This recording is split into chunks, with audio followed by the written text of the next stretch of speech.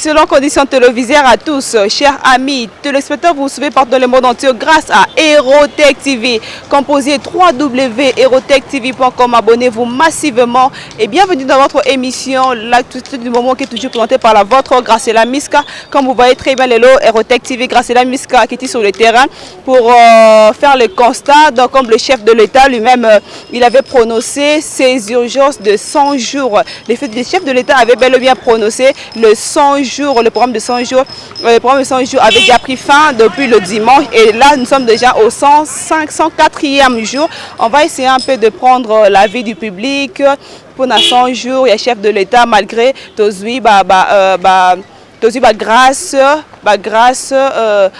grâce présidentielle, tout le monde est na prison, bimi et tout banzele salami. Mais on va essayer un peu de parler avec le public, avec la population congolaise.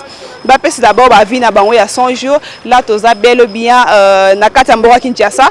Na Aerotech qui va quitter sur le terrain. Tout mettre ma soleil à 100 jours. Il y a chef de l'État. On va essayer un peu. J'ai vu papa ici à côté. Bonjour papa. Bonjour, bonjour maman journaliste. Comment vous allez? Je vais très bien, je vais très bien. On peut parler en français et en lingala? Bon, français oui, mais crois-moi, lingala c'est pour que tout le monde puisse comprendre très bien, la population quinoise comme à l'étranger. Ils peuvent bien me suivre et comprendre tout ce que je vais parler. D'accord papa, tout ça qui n'a programme à 100 jours, il y a chef de l'État, 100 jours il y a urgence à prononcer comme bel et bien à fin pour na yo ko yo bani pour na 100 jours il y a chef de l'État. Bon, le bilan est positif. Le résultat est à 85% déjà très bien. Nous disons que na 100 jours ils en ont deux volets. Autre ça l'ango examen, autre ça le résultat nango. Il y a les bossos et méthodologie à travail est changée. Et côté à grâce présidentielle. Donc, on a fait balé de 100 jours. 100 jours à Liboso, je félicité. Je pour la société qui a ciblé. Il y a un budget na bango. Il y a un budget na bango. Maintenant, il y a donc, cette fois-ci, il y a un budget na chef d'État pour exécuter les travaux. Il y a un budget qui bango. Alors que dans l'ancien temps, ce n'était pas comme ça. Oui, il y a des ingénieurs congolais, tout le monde y a tout à Sala qui n'a pas de Il y a des gens qui ont pesa mikaka ndenge basenga ki na budget pour passer les travaux. Il y a des travaux pour les salema. Mais quand les alaki, basengi budget et koti, ils ont 4 manzela ti na moto à 5 qui est comme 20 000. Moyen ça la 600 zela exact mona bakisa les soso bakisa mais cette fois-ci toyoki yango teke bakisa les soso c'est-à-dire que budget ba futi yango na ndenge ba futi ka ndenge ba sengaki et kitoko mingi ya mibale mkoza mboka topesi longoni ya mingi na ndenge ke a zongisi ba société wana ba entreprise na biso ya bana mboka neti OVD zongi et pesi mosala na bana mboka mosusu ozomona ndenge zaki kalate ke bake ko luka bato na nazana brouette na nazana tete azana ngo te peut-être mais aki ko soka marché pour ndeko ya ozomona azana ya tana matériel moko te ata brouette kutu te mais aki ko so marché aki ne ko senga matériel mbongo zo kende na désordre misala zo silate ba qualité misala les aki toko te mais cette fois-ci to sepe dans mon konamboka a pesi biso OVD azongi na misala ya ndenge basala kaye ndenge bakiraki OVD azongi na misala et puis elle a sala ngo ba journalier ba nyonso za bana mboka bazo sala misala kitoko ozomona wana nde ekoti na côté ya service wana ozomona to pesi susu merci le chef de l'État na 100 jours wana ndenge ba positif pona nini omoni ba chantier ba sala ki wana eza misala nango ndenge ba chaki tanango ekokisami minde peli résidence zoma ebimi et pas na biso mai za mobulu mais na moni ke mai wana SNEL a bongisi résidence a bongisi OVDP azoke na misala na ye donc vraiment moi to babilo wana ezalaki la priorité wana ndenga ponaki et a ciblé qui a solo et ça mi peut vraiment le rôle baké mingi 85% déjà ezaki makameza bien ezako aussi là vraiment bilan eza bien 100 jours eza vraiment positif. Toi qui es côté, étant que citoyen congolais, à propos, il y a première dame sortante, Olive Lembe Kabila. À Sengi, la population congolaise, vous avez toujours la patience, vous avez sa chance. Le chef de l'État, pour à propos, on a eu étant que citoyen congolais et colobani. Bon, au moins, tous les population congolaise, tu es bien sous-souté. Tu es qui est comme première dame. Mais si tu es la première dame, donc l'intervention dans la télévision, à la place, il y a politicienne. Tu répondre en tant que. Mais tant que maman a lobby à Sengi, parce que peuple congolais bandé ko sala moi bilinga 100 jours et sili banzela silité banzela et ceux qui na katikati ya Sengi patience. Aza penza sincérité. En tout cas ceux qui aza congolaise ya solo, aza sincérité. Pour ces 17 ans de service, il y a service, il y a gestion, il y a pouvoir. Ils ont 100 jours. Donc résultat il y a 17 ans. Le résultat il y a 17 ans. Surtout ça le bilan. Hein? Tout qui est financier, bilan ils sont actifs et passif. Vraiment na passif na actif, bah comme côté à côté na actif. Bilo ka mboka bazo teka na ndako papa ndenge ni wana. Mama ndenge ni wana bateka bilo ka ndako. Ba yebisa bilo ka ndako tout ba bebisa. Eloko malungu ezate. Bilan na dette tikali. Hein passif ba dette non. Etikali ebele mboka ezana na kati ya bulu pauvreté. Alors il y a quoi parce que conseiller ça va la patient. Non, il était mon patient. Patience à mon gouvernement Ozoya. Premier ministre Ozoya, à l'objet de la population congolaise la patience na yé. Mais première dame oya yebi makambo salaki. Na ki conseillère na yé à liboso première dame na yé a salé l'autre côté. Mais aya ko ça peuple congolais espoir encore parce que quand on dit aux gens, si on la population que bozala patient ou patiente population et ça langage a été mutakolo bango. Deuxièmement, si on est patient, on a visé 2023. Donc il y a une population qui a patience. On a la philosophie à l'écolo. Les 2023 qui a la chance de première dame. Jamais maman. Congolais ko bossa na tema BO basala ba congolais.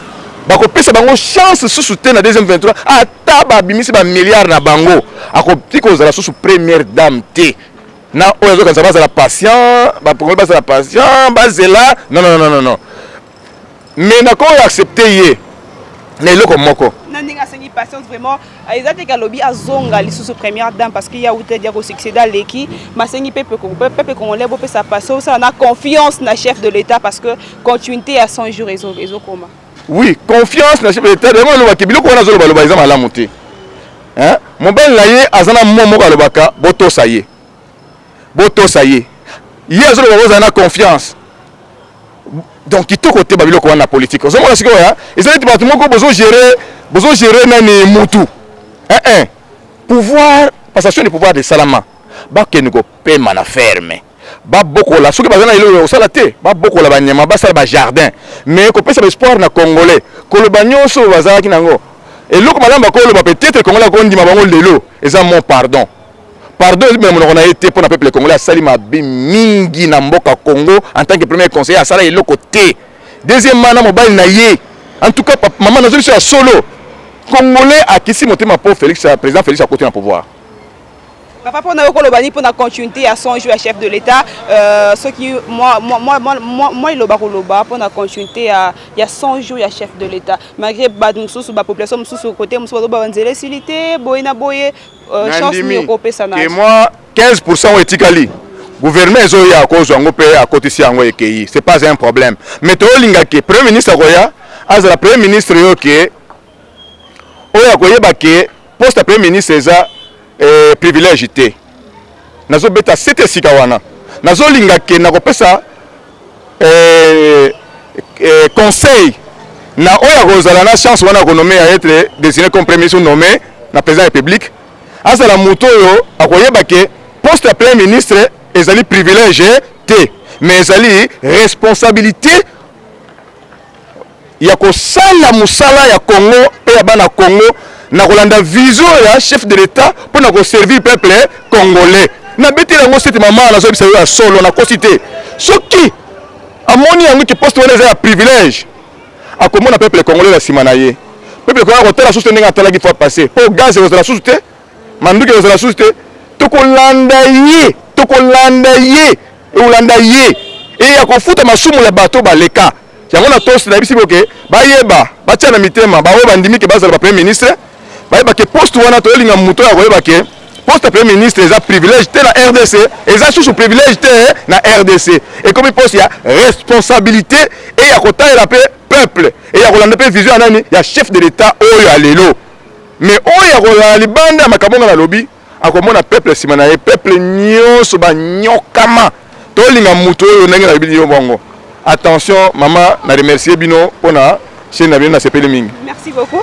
Merci beaucoup. On continue toujours avec ces programmes de 100 jours na population congolaise toko baraka toko balisusu kaka na population congolaise tozwa bayi babengaka na lingala bayimbo en fait comme on dit en français la population congolaise to mekampi robetama masolo il y a 100 jours avant, pendant et après 100 jours. Bonjour papa. Ouais, bonjour madame. Oni papa. Kimia ezali. Oui, la question. Papa, to mekampi te biso koto yo manda mukuna na moni papa 100 jours chef de l'État a proclamé qu'il 100 jours est comme petit na souka. On a eu 100 jours à chef de l'État et comme na souka. On a eu bilan nini avant 100 jours na après 100 jours. Pour ça nous papa. Pour une impression par rapport à 100 jours à chef de l'État, c'est vrai de constater vraiment dans le secteur il y a Banzela, tout mon implication Banzela et Salemi na moi 100 jours wana na 4 secteurs il y a Banzela vraiment ceux qui connaissent le bilan on peut évaluer ça même à 85% parce que tout le monde vraiment des travaux effectifs on a réparé certaines routes à travers la ville. Malgré Mbilinga Mbilingezo, le 100 jours à chef de l'État, et Sili Banzela Moussou et Silité, Bakote Moussou Babongi Cité Babongi Saki, mais Bakomiti na Soukate. Et ça, pendant que sous chance, le chef de l'État a continué le programme à 100 jours, tout le citoyen congolais. Oui, mais par rapport à ça, madame, Kinshasa est vaste. On ne peut pas exécuter tous les travaux à travers de la ville dans un délai de 100 jours. Mais au Asaliwana, il a déjà monani comme souhait en tant que Congolais et s'arrêter à Watema et continuer. En haut, même il est là pour 5 ans. Il n'est pas pour 100 jours, il est pour 5 ans. Donc il doit continuer son initiative jusqu'à ce qu'il a réalisé vision naé au Azanango. La première dame sortante Olive Lembe Kabila, c'est une patience dans la population congolaise. Boutique la chef de l'État, vous pouvez confiance à œuvrer, à combattre Nasuka parce que à Yabiga Rosa la bloc est miné.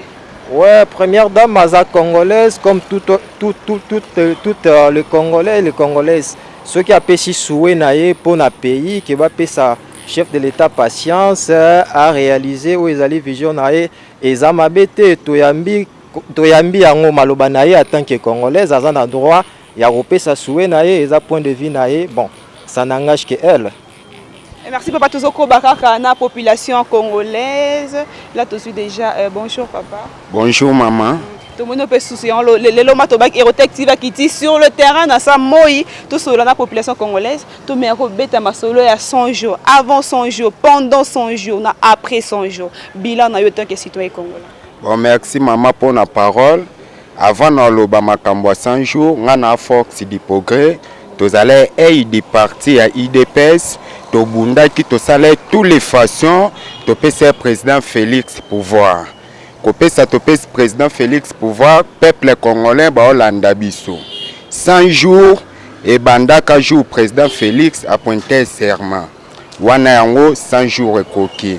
Mais 100 jours au balobaki pour na ba travaux ya OVD ba misala au président lobaki na 100 jours wana to kende etikali 35 jours et loko na loba na peuple congolais président Félix Antoine Tshisekedi Tshilombo ayaki kokuta Congo na biso deja ezalaki libulu tinde sitopesaki bilan ya 100 jours pona kokanga ba madusu nyosu oyo batu misusu bakokaki kozala badongola meso baya pona babebisa lelo baloba bomoni biso toza na 100 jours na biso eza buzo bate biso to abakitsekidiste 100 jours na biso au président de la République garant de la nation apesi pona peuple congolais ba oyo ba ignorengo loba bosela ki tribalisme vraiment na Congo oaza na souci ya Congo pasi ya Congo Kabila asali 18 ans abomi Congo na ba Congolais vraiment na Congo Antoine Tshisekedi Tshilombo abeti 3 mois na 3 mois na 100 jours tomoni biloko ya minene oyo ebouger na monde tomoni ya liboso ba prisonnier politique babimi na 100 jours maloba au chef de l'état lobaki tozomona OVD aosala ba travaux par-ci par-là c'est toke na centre-ville Itaga tozui Kabamba tozui Kasai ezalaka direction mo ba bosana ngokutu na vie président oazaki en place na 4e république ba kabiliste bango baelaki nde koboma Congo baboma Congo batika Congo salité lelo tomoni Antoine Félix Tshisekedi Tshilombo garant de la nation commandant suprême à reconnaître mboka ne Congo tomoni ban Kasai ba prince ezotongama na ba Congo nzele bandezo sala mabanda ba Congo tiboma mwanda pardon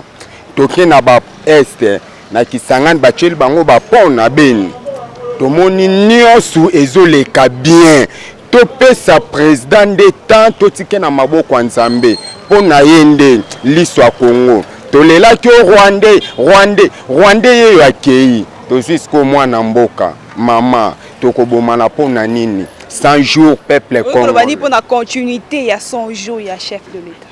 Bon, pour la continuité, il y a 100 jours, il y a chef de l'État. Et ce qui est kitoko, et s'il la paix bien, kalaté, peuple congolais comprendre que 100 jours, on commande suprême à Tchaki, Yango. Et ça pensa bien.